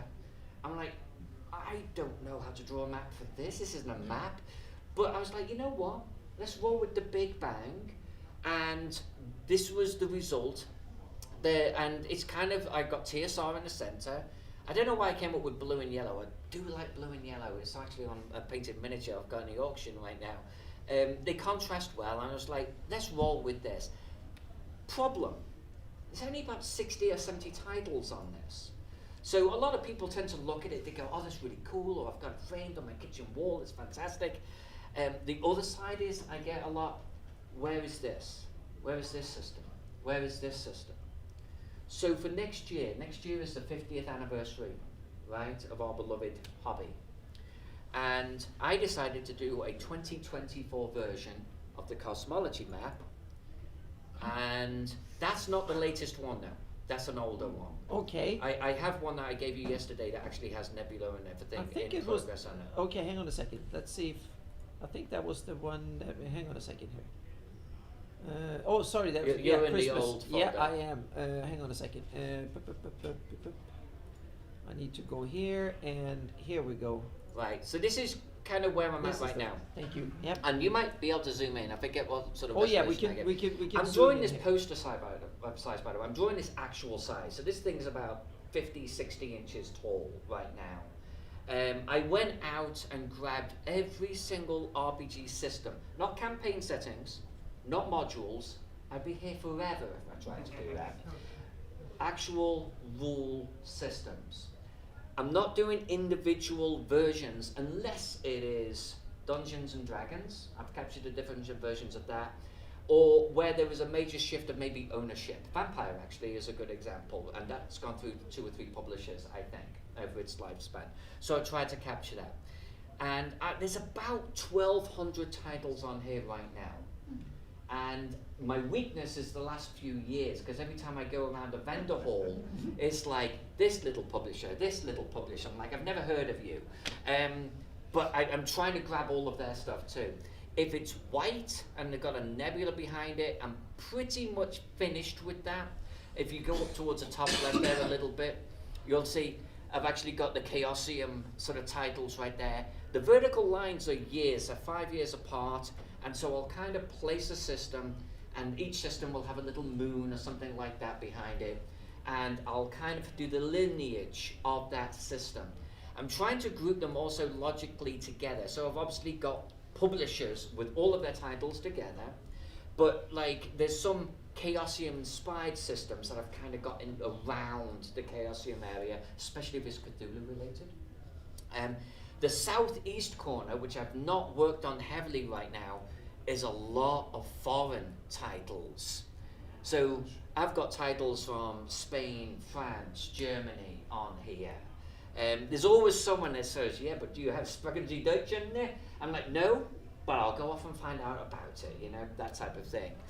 So the yellow ones may move around and may move them elsewhere on here. The white ones that don't have planets behind them, I was working on that while I was actually remote recently, so I've got to finish them off and drop some nebula behind them. I'm hoping this year I can kick this to Bill Meinhardt, who's a bit of an aficionado of everything RPG. He will tell me everything I'm missing, or got it on the wrong year, or I misspelled it, or whatever. And then I'm hoping basically this will be as close to a definitive modernized version of that original Gygax map. Printed at poster size, and we'll have it here at the con next year. That's my plan. And I think that will be a nice little dot for the cap to the year that we're going to be in.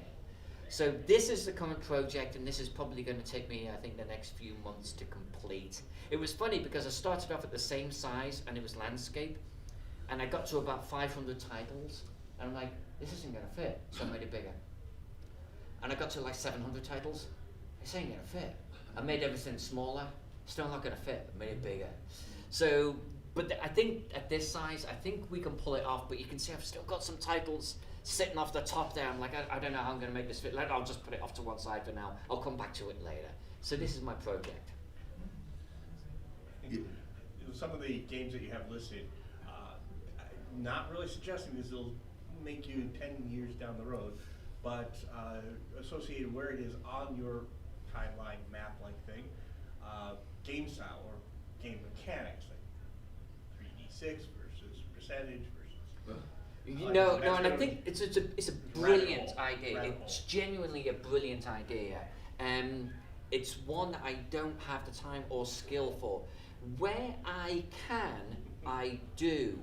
But I'm going to have to go through every single one of these and group them logically and decide what that grouping is, and then research them. I think that would be a great project for like 10 years down the road, like you're saying, and another iteration of it. And then throw in the next 10 years worth of games at the same time, right? I do think that we could iterate this. I think we could, every 10 years, every 5 years or whatever, expand it, make it bigger, throw more on there. At that point, we're just maintaining it, right?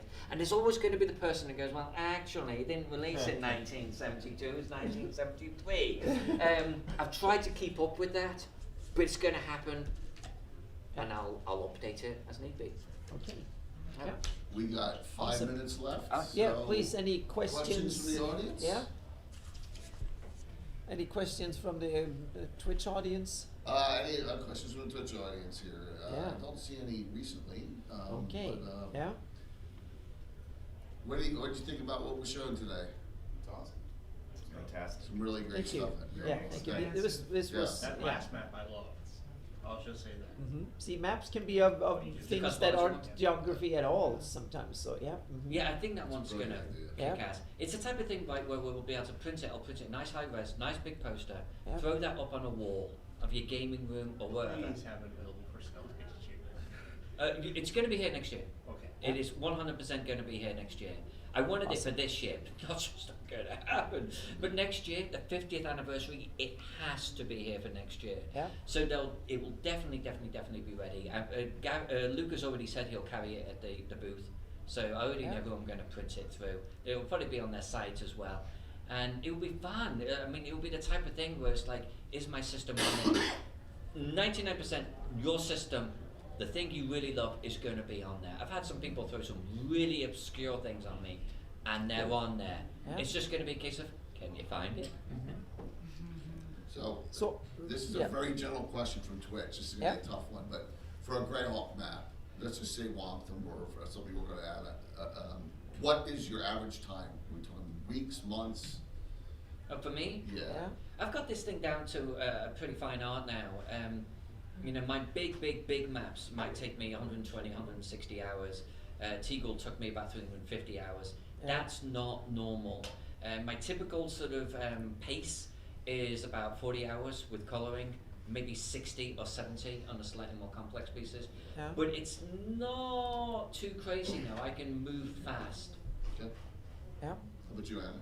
Well, I'm starting the new generation of Greyhawk maps. I started to clock it, and the first one is the prototype takes forever. It took me. I rendered the previous computer took me about 18 hours to render an area that was 15 by 15 miles at 5 feet per pixel, and then I realized this is impossible. It would take forever to render. So I got a new computer. So I spent $5,500, got myself a new computer. And this one can render 3,600 square miles in 10 hours. So at least, but then I realized that I was always assuming that rendering would be the big bottleneck. Now I realize that, now I have X amount of millions of pixels to take into Photoshop and edit and stuff. So now the Photoshop is becoming the bottleneck.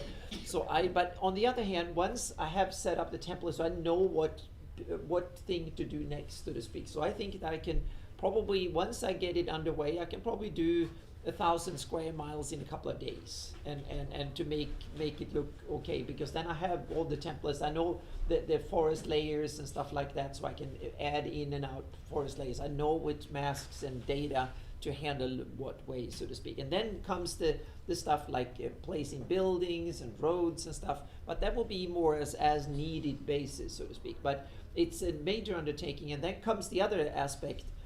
Then when I start mapping at this detail, everyone realized that the Greyhawk setting, as it's published, 90% of the villages and towns and stuff that should logically be there are not in the description of the setting. They are implied for the DM to add. And that means that I will probably just produce a generic terrain version for anyone to download and put in their own cities and roads and stuff where they want them. And I will produce some iconic areas that we know and love from the various settings. And then I will make my own campaign version and publish them for other people to tweak and stuff. And that's things I will talk about tomorrow, because I have a 2-hour-long seminar where I will do deep dives both in the technique and the thinking and stuff around it, so to speak. What time's that? At 4 o'clock here. I think it's here at between 4 and 6. So same time as the auction, unfortunately. But if you're more interested in mapping than the auction, that could be something interesting, because I will make a lot of technical deep dives and start thinking about both the philosophy thinking and the technology behind it. So yeah. We all appreciate your time coming in today. Yeah, definitely. Thank you so very much. Yeah. For your time. Thank you. Thanks. And we can say that the fantasy mapping show is usually on every month on the Lord Gazumba Yes, channel, once a 8 month. o'clock PM EDT. Yep. EST. Thank you, everyone. Yep. Really appreciate it. Yep, Thank you. I'm gonna thanks. sign off here. Thank you, everyone, for watching online. Really appreciate it. See you Yep. tomorrow, 9 a.m. CDT for 2 drink minimum. Anna, Ed Greenwood, Eric Mendy, and crew. I'll be DMing for them. We'll see you tomorrow morning. I would like to get your card.